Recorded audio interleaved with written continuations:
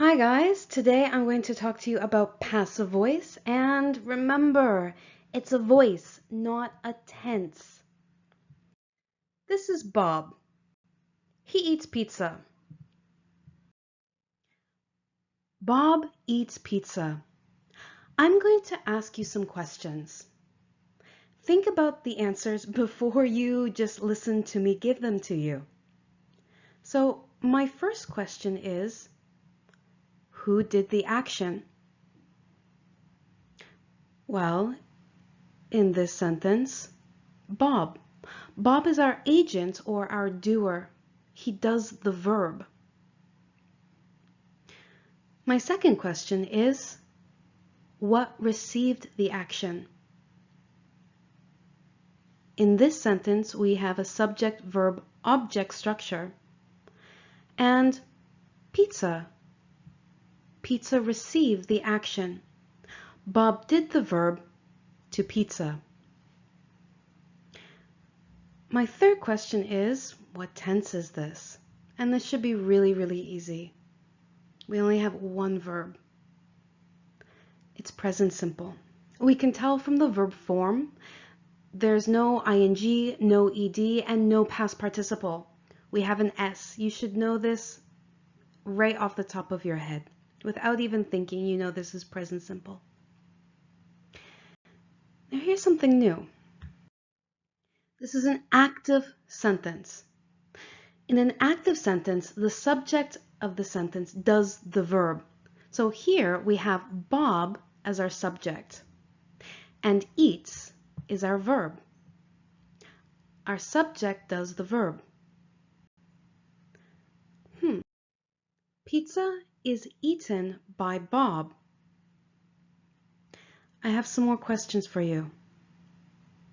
First one is, who did the action in this sentence? Well, it's still Bob. Bob is still our agent or our doer. He still does the action of eat. My second question is, what received the action? And we already know who did the action, so this one should be easier. It's pizza. Pizza received the action. Bob still did this verb, eat, to pizza. And my third question is, what is our subject? It is not Bob. Pizza. Pizza is the subject. In English, we have a SVO or a subject-verb-object structure. In most English statements, not all, it's never all, but in most English statements, our subject comes before the main verb or in front of any of the verbs. Now, this is a passive voice sentence. The subject of the sentence receives the verb. Pizza is eaten by Bob. If you notice it's in brackets, we don't actually need to have a doer in this sentence to be correct. Pizza is eaten, full stop. And it's completely correct. So here, pizza is our subject, and we now have a main verb. We've always had a main verb, but we don't have any auxiliary verbs in an active sentence. So eaten is our main verb. Is our auxiliary verb. Bob eats pizza. Pizza is eaten. Our subject, Bob, eats pizza, and pizza is eaten. Pizza is our subject.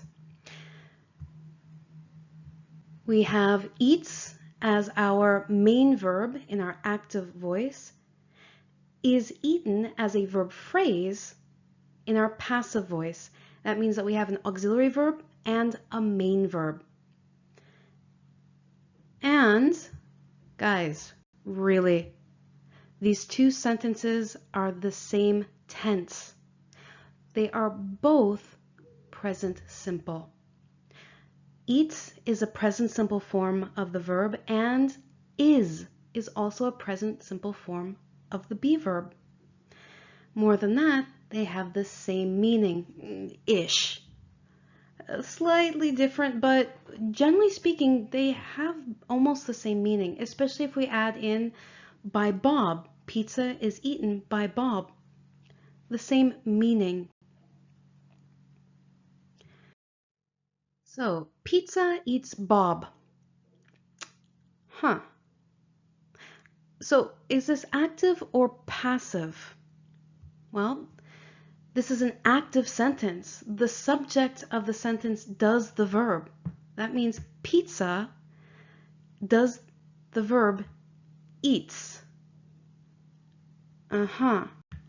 You understand that this is wrong. Bob is eaten by pizza. Again, we got something crazy going on. This is a passive sentence. The subject of the sentence receives the verb, and you know that it's passive because we have a be verb and a past participle. So our subject Bob, our main verb eaten, and then we have that be verb to show us that it's passive. It's also wrong in the same way that our active voice sentence was.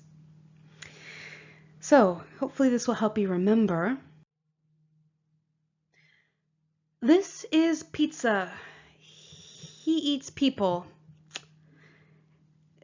Guys, this is what happens when you don't know your passive voice and your active voice. This is just utter craziness.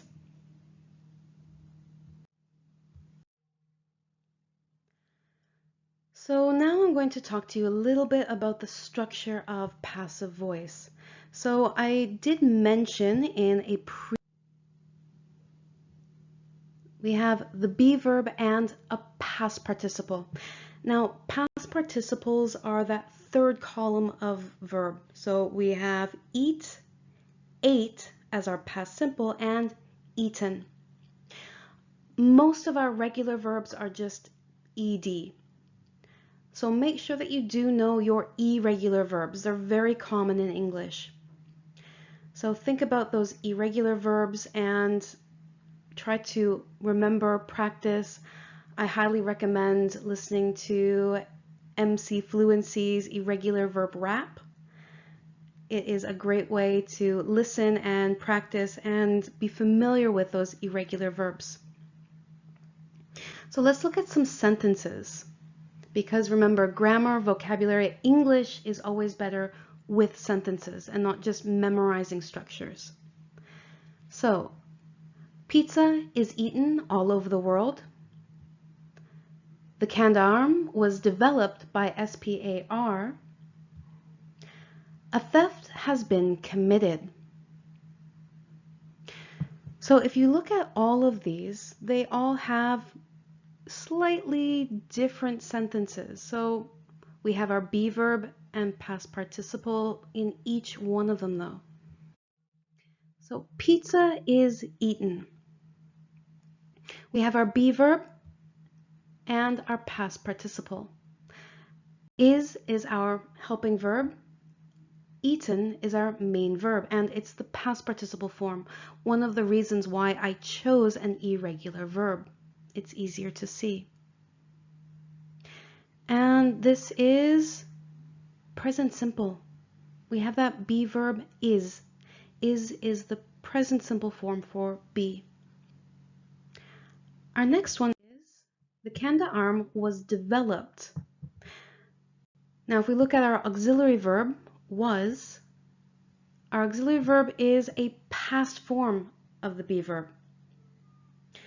And then developed is a regular verb. We just add ed to it, and this is still the past participle, even though the past participle and past simple look the same.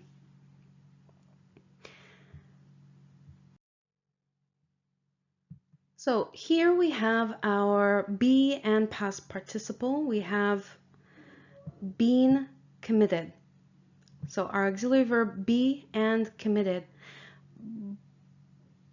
But we have something else going on. Oh my God. Been. This isn't am, is, are, was, or were. This isn't past simple. This isn't present simple. What form of the verb is been? Don't worry about it. It's not a problem. We've got this. So let's break this down.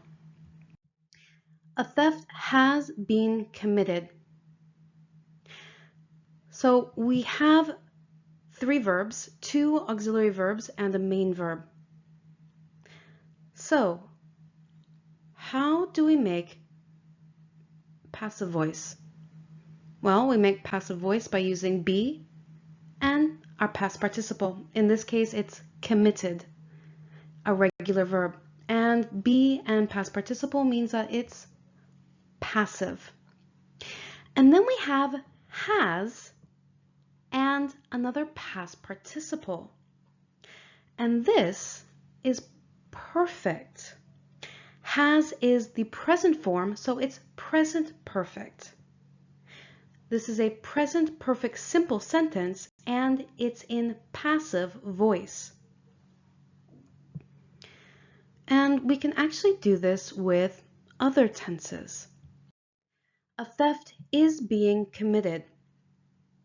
We have a be and a past participle. This is passive. Then we have a be verb and ing. A be verb and ing is continuous. Our be verb is in our present form, so this is present continuous. The tense is present continuous and it is passive voice. And in fact, we can get kind of crazy with this. Don't. Nobody uses these sentences. They're very, very uncommon, but we can do this just for fun. So we've got a be verb and a past participle. And this tells us that it is passive. Then we've got a be verb and an ing. Be and ing means that it is continuous. Then we have and a past participle. This tells us that it is perfect. This is a present form of have, so this is present, perfect, continuous, and the voice is passive.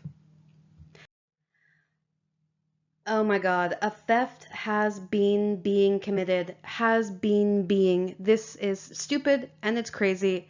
Don't do it. It's ugly. Very, very ugly. Now, let's play a game. What's the subject? iPhones is made by Apple Inc. Uh-oh. This is wrong. So why is this wrong? Well, our subject is iPhones. iPhones is plural. We have that S. And this means that it is a plural. We cannot use plural and is together. The food are made by chefs. Again, The food. Food is uncountable. My books was delivered by the mail courier. Ugh.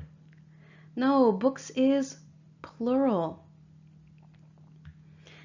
And my favorite book were written by 2 authors. Again, no, wrong. Let's look at our subject. My favorite book. This is singular. So it's really important to know what your subject is. And when students or language learners confuse the subject with the doer, we can often have these kind of mistakes.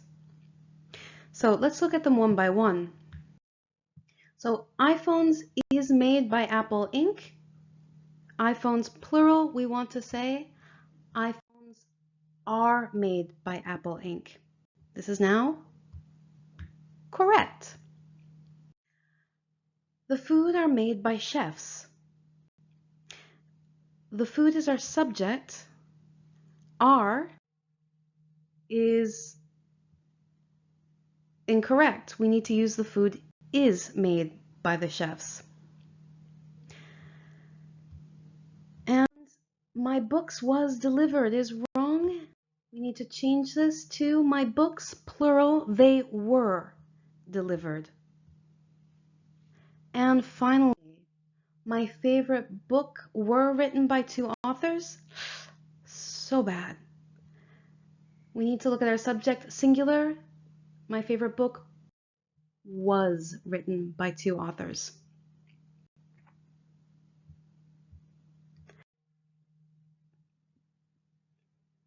Next, we're going to talk about why we use passive voice. It's great to be able to say, hey, I know passive voice, be verb and past participle. But that's not really enough. You need to know when to use it appropriately and why other people use it, because it does give us some information that you might not be aware of. So I'm going to give you some sentences, and I want you to think about why in these sentences I used passive voice. So the first one is, Bob has been killed.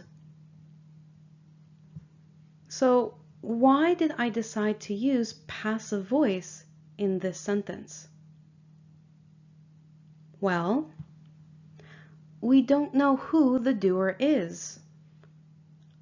Maybe it was someone random, but we don't know who it is, so we can't put in by someone. Never put by someone. It's terrible. The next one is, paper was invented in China in 100 BCE. Why is this sentence in passive voice? Well, we don't care who the doer is. Sometimes it's just not important. Maybe we've forgotten, or mainly here, we care about when it was invented. Maybe we care about where it was invented, but it's not so important who invented it. Our next one is, the vaccine for polio was developed by Jonas Salk. We do know who did it, and I included the information, but in this context, the doer is less important than the receiver.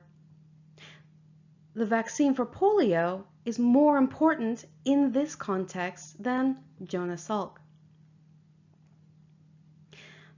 My last one is, students all over the world are taught English.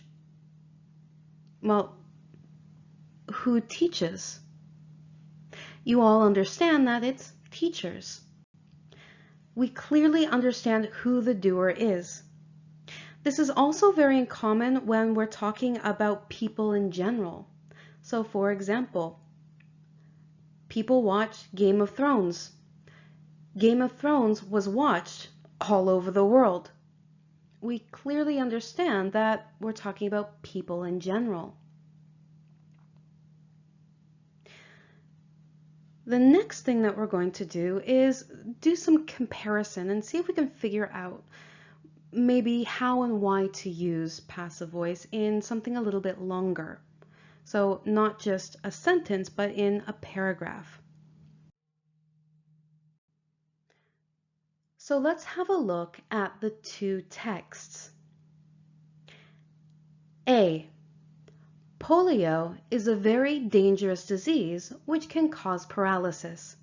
However, today, polio is not a threat to people in most countries because Jonas Salk developed a polio vaccine in 1952. The number of cases has dropped from more than 350,000 to less than 100 today. B. Polio is a very dangerous disease which can cause paralysis. However, today, polio is not a threat to people in most countries because a polio vaccine was developed in 1952. The number of cases has dropped from more than 350,000 to less than 100 today. So there is a difference in the two texts. What was that difference? Well, there was a sentence. Jonas Salk developed a polio vaccine in A, and in B, a polio vaccine was developed. Thinking about this, which one is a better choice? The better choice is B. A polio vaccine is our main information here. This is our main topic. We want a polio vaccine to be our subject because it's the most important information. Jonas Salk is not our important information. Although he's a very important man, in context, in this paragraph, it should be made passive. Now let's look at our second set of paragraphs. A. Jonas Salk was born on October 28, 1914 in New York, USA, and died on June 23, 1995. He is an important historical figure because he developed the first polio vaccine. B. Jonas Salk was born on October 28, 1914 in New York, USA, and died on June 23, 1995. He is an important historical figure because the first polio vaccine was developed by him. Similar to in the first set of paragraphs, we have one sentence difference. In our first one, A, we used he developed the first polio vaccine. In B, we used the first polio vaccine was developed by him. So in context, which one, active or passive, is more appropriate? Well, here, the better one is A. This paragraph is all about Jonas Salk, not about polio vaccines. So we want to make him our subject of our sentence, or in this case, the subject of our clause. We want to make sure that he's our important information that people will pay attention to. So always remember, an active sentence might be the best choice. A passive sentence might be the best choice. You have to think about what your most important information is.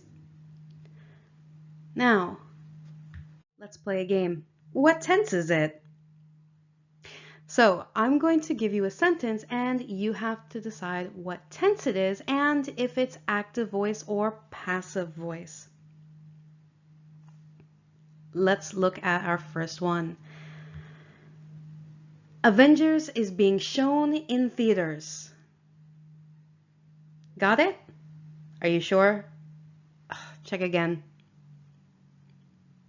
It is present continuous passive voice.